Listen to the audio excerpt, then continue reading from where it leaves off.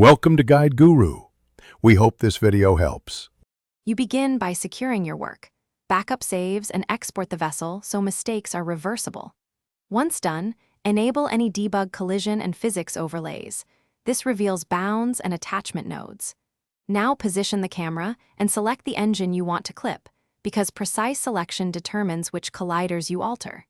Make sure to record the engine's orientation and attachment node name. This avoids rotations that break thrust vectors later. You're now ready to edit collision boxes and offsets carefully. You'll now change colliders. Enter part edit and expose collider faces and vertex handles. Use small increments to shrink or translate collider faces so the engine's collider intrudes into adjacent structure without removing critical volume. This lets nozzle or casing intersect while preserving center of mass. After each tweak, toggle symmetry and run a quick stability test. Small mass shifts ruin control if left unchecked. If orientation drifts, realign the attach node so thrust stays true to the craft's axis. Finish by testing. Perform a low thrust hover, then a full thrust burn and aerodynamic run to reveal hidden issues.